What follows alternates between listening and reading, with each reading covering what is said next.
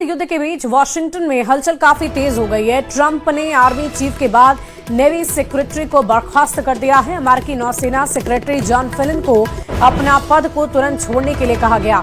एक महीने पहले अमेरिका ने अपने आर्मी चीफ को हटाया था। इस वक्त की बड़ी खबर आपको बता रहे हैं। महायुद्ध से जुड़ी हुई वॉशिंगटन में हलचल काफी तेज हो गई है और ये बड़ी जानकारी आप तक पहुंचा रहे हैं। नेवी सेक्रेटरी बर्खास्त कर दिए गए।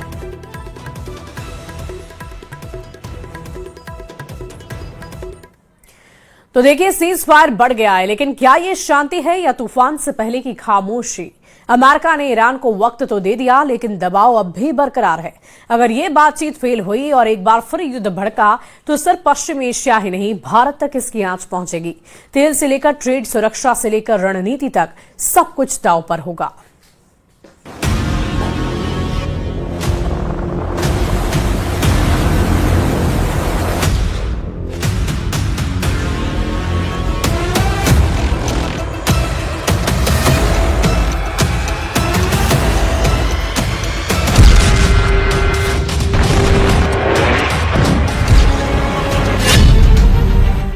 अगर जंग दोबारा भड़की तो क्या होगा?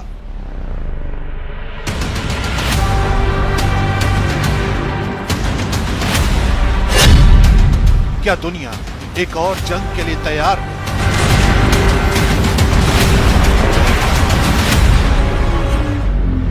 पश्चिम एशिया में युद्ध के घातक परिणाम।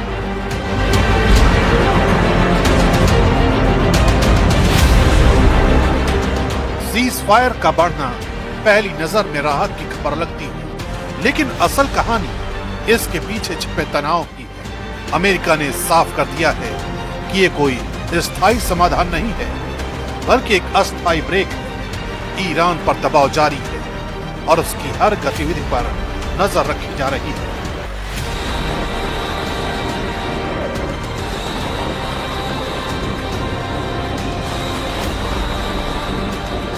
अगर ईरान का प्रस्ताव अमेरिका को खुश नहीं करता तो ये सीज फायर कभी भी खत्म हो सकता है। ऐसे में ये पूरा क्षेत्र बारूद के ढेर पर बैठा हुआ है, जहां एक चिंगारी पूरे पश्चिम एशिया को फिर से युद्ध की आग में झोंक सकती है और इस आग का असर कई देशों को झुलसा सकता है।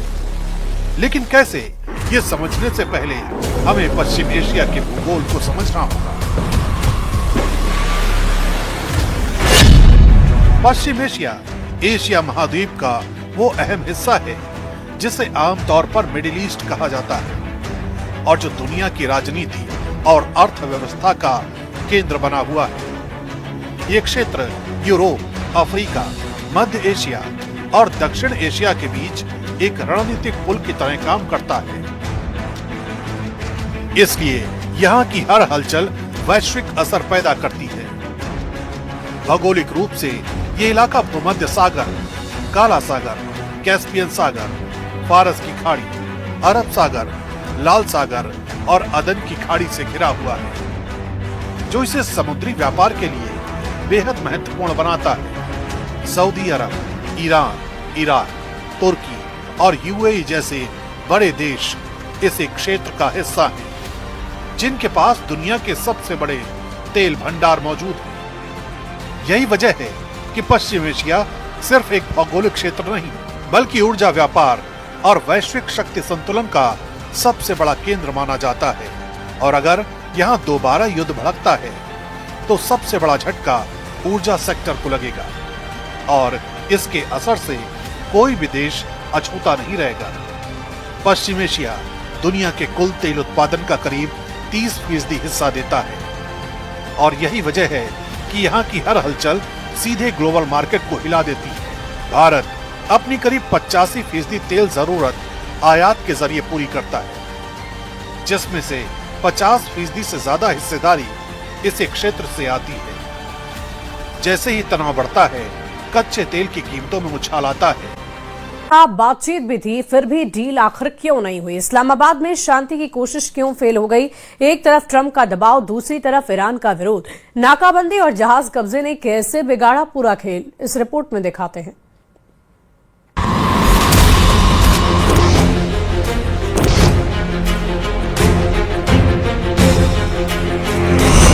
क्यों फेल हुई ईरान अमेरिका की बातचीत? क्यों फिर शुरू हुई ईरान अमेरिका में हॉट टॉक? दुनिया के लिए यह घड़ी अनिश्चितता से भरी है, क्योंकि पश्चिम एशिया में हालात हर घंटे बदल रहे हैं। ईरान और अमेरिका के बीच बातचीत इसलिए फेल हुई क्योंकि जमीन पर हो रही कार्रवाइयों ने कूटनीति को कमजोर कर दिया। चंद घंटों पहले अमेरिका ने सीज फायर बढ़ाने का ऐलान किया, लेकिन साथ ही ईरान के खिलाफ हॉर्मुज के आसपास नाकाबंदी जारी रखी, जिससे ईरान का तेल निर्यात प्रभावित हुआ। ईरान ने इसे युद्ध विराम का उल्लंघन बताया और कहा यह युद्ध अपराध है।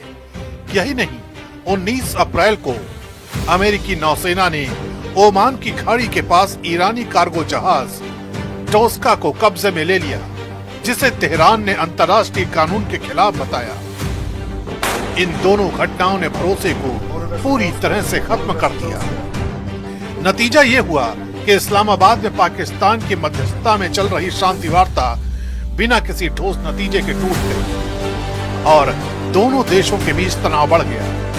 इस तनाव को ईरान की चेतावनी से समझ के ईरान के खातम अल अंबिया सेंट्रल हेडक्वार्टर ने साफ कहा है, अगर इस्लामिक रिपब्लिक के खिलाफ कोई भी कार्रवाई हुई तो जवाब पहले से तय ठिकानों पर पूरी ताकत से दिया जाएगा।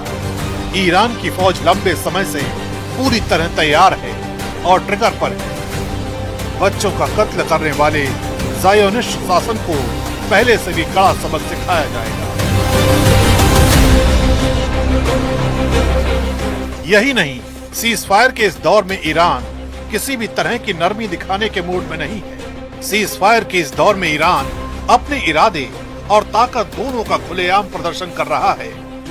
तेहरान के रेवोल्यूशन स्क्वायर पर हजारों लोगों के बीच खुर्रम शहर 4 मिसाइल को सार्वजनिक तौर पर दिखाया गया, जो ईरान की लंबी दूरी की मारक क्षमता का सिंबल मानी जाती है। इसके साथ ही फतेह 110 बैलिस्टिक मिसाइल को भी लॉन्च पोजीशन में लाकर ताकत का संदेश दिया गया।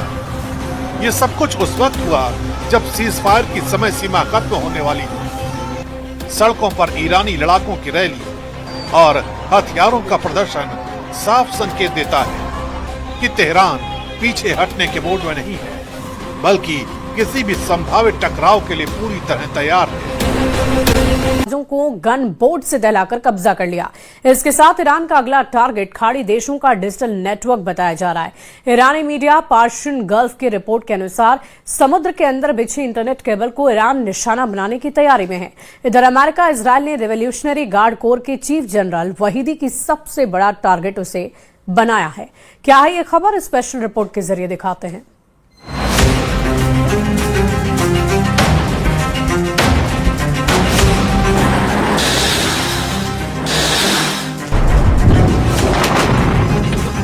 ईरान में ट्रंप का युद्ध जिस कमांडर से है, उसका चेहरा सामने आ गया है। नेतन्याहू को ईरान में जिस जनरल से निपटना है, उसका पता लग गया है। ईरान का वॉर कमांडर उस धुरंधर का भी बॉस है, जिसके लिए खूंखार कुद्स लड़ा के मर मिटते हैं। ये नाम है मेजर जनरल अहमद वहीदी। उनका ओहदा ईरान के इस्लामिक रिवोल्यूशनरी गार्ड कोर के बॉस का है। वो अमेरिका इजराइल युद्ध के वॉर कमांडर के तौर पर कुख्यात हो गए हैं, जिसने ट्रंप की धड़कनें बढ़ा रखी है, जिसने नेतन्याहू की टेंशन दोगुनी कर दी है, जिसने खाड़ी देशों की वजीहत कर डाली है, जिसने अमेरिका से समझौता नहीं युद्ध को चुना। ये वही कमांडर है, ईरान का सुपर लड़ाका अहमद वहीदी। इसी के इशारे पर यह युद्ध दोबारा शुरू हुआ है। कमांडर वहीदी ने इस्लामाबाद में जनरल मुनीर को राह ताकने पर मजबूर कर दिया। कमांडर वहीदी ने ट्रंप को सीज फायर बढ़ाने के लिए बेबस किया है। कमांडर वहीदी तय कर रहे हैं कि जंग कहां तक की जाएगी। उन्होंने ऑर्डर दे रखा है कि हॉर्मुज स्ट्रेट से अमेरिका को खदेड़ भगाने तक हमला होगा। वहीदी ने ऐलान किया है कि हॉर्मुज में जो आए उसे तबाह करना है। ट्रंप के नए डील ऑफर के बाद भी कमांडर वहीदी का गुस्सा शांत नहीं हुआ है और इस वजह से हॉर्मुज तेल गलियारे में ईरान ने बड़ा एक्शन ले लिया है। ईरान के रेवोल्यूशनरी लड़ाकों ने 2 जहाजों पर हमला कर दिया। ब्रिटिश रॉयल नेवी के मुताबिक 22 अप्रैल को हॉर्मुज में ईरान ने 3 जहाजों पर हमला किया। इसके साथ ही ईरान ने ओमान तट पर एक जहाज को गनबोट से धुआं कर दिया।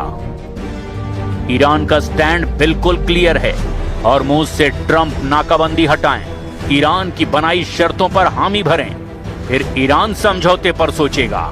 अगर इस बीच अमेरिका इजराइल ने ईरान पर हमले की गलती की तो फिर बदला किस तरह से लिया जाएगा, अब जरा ये भी सुन लीजिए। سخنگوی قرارگاه مرکزی خاتم الانبیا در پی تهدیدهای مکرر رئیس جمهور امریکا و فرماندهان ارتش متجاوز و تروریست این کشور با تأکید بر آمادگی کامل هشدار داد نیروهای مسلح جمهوری اسلامی ایران در صورت تجاوز و هر گونه اقدام علیه ایران اسلامی بلافاصله به اهداف از پیش تعیین شده قدرتمندانه هجوم می‌آورند و به امریکای متجاوز و رژیم کودککش صهیونیستی شدیدتر از قبل درس عبرت دیگری خواهند داد. अमेरिका की नाकेबंदी के बावजूद हॉर्मुज में ईरान पूरी तरह से हावी है। ईरान के लड़ाकों ने हॉर्मुज में जिन 2 जहाजों को जब्त किया उसकी डिटेल भी रिलीज की है, साथ ही इनको कब्जे में लेने की एनिमेशन फिल्म भी दिखाई है। रिवोल्यूशनरी गार्ड्स नेवी ने बताया कि MSC फ्रांसिस्का और एपामिनोनिंडास नाम के 2 जहाजों को पकड़ा गया क्योंकि इन जहाजों ने बिना जरूरी परमिट के हॉर्मुज में घुसकर सिक्योरिटी ब्रीच की है। ईरान ने आरोप लगाया कि इन जहाजों ने नेविगेशन सिस्टम के साथ छेड़छाड़ की थी। वहीं ओमान से 15 नॉटिकल मील दूर उत्तर पूर्व में लाइबेरिया के झंडे लगे जहाज को ईरान ने गनबोट से दहला दिया। यानी लड़ाई फिर से छिड़ गई है। यूनाइटेड नेशन में ईरान के दूत अमित सईद इरावनी ने धमकी दी कि जब तक ट्रंप के जंगी जहाज ईरान के करीब मंडराते रहेंगे ये युद्ध नहीं रुकेगा। Will it start again? We hope so. We don't know. We are ready for that. It depends on the United States. If they broke the blockade, I think that the next round of the negotiation will take place.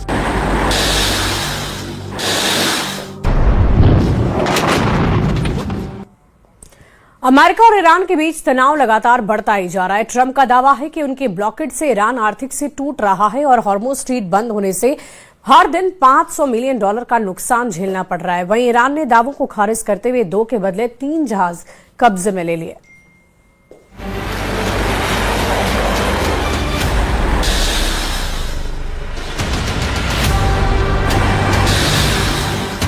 इधर Trump दावा कर रहे हैं कि उनके लगाए blockade से Iran कंगाल हो गया है। ट्रंप ने कहा कि स्ट्रेट ऑफ हॉर्मुज के बंद होने से ईरान आर्थिक रूप से ठहर चुका है। ईरान इसीलिए डील के लिए गिड़गिड़ा रहा है।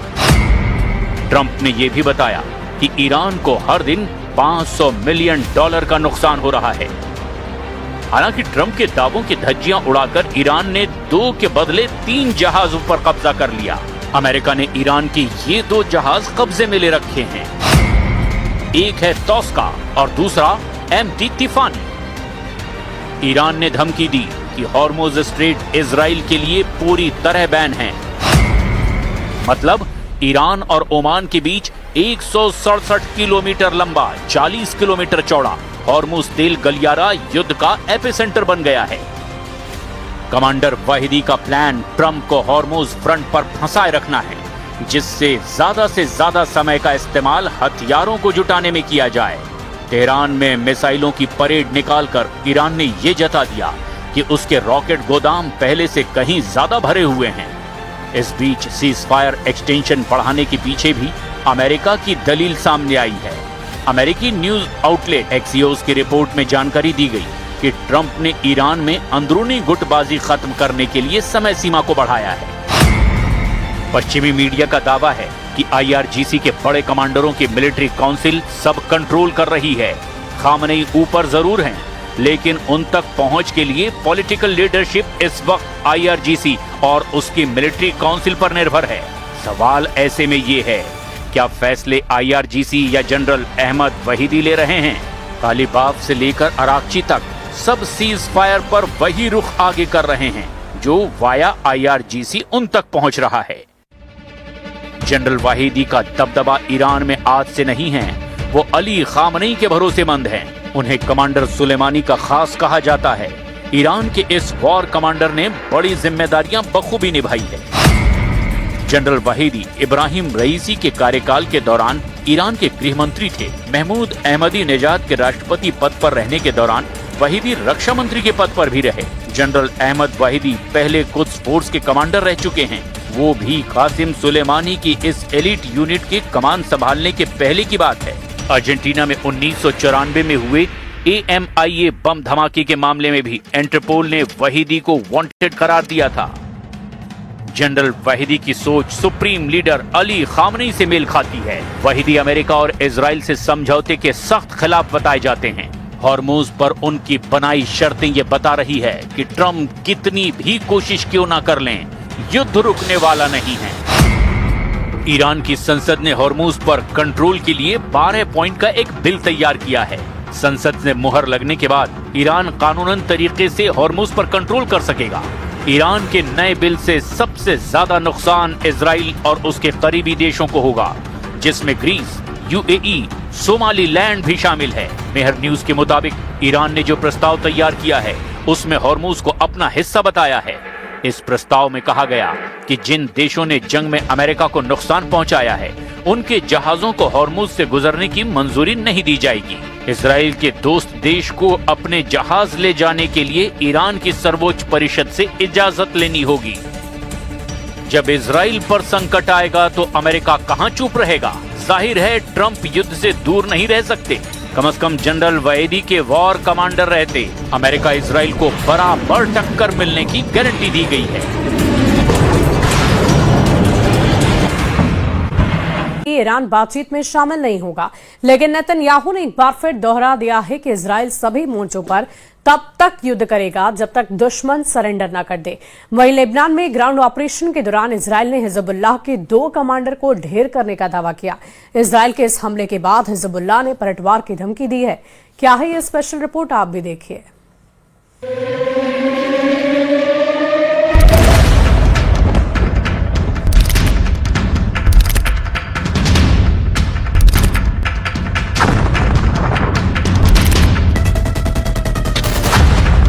जंग नहीं रुकेगी। नेतन्याहू ने अपने मिशन का विस्तार कर दिया है।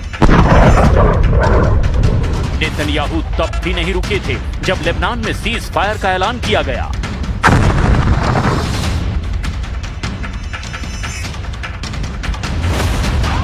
अब वो ईरान के खिलाफ भी सबसे बड़ी जंग की तैयारी कर रहे हैं।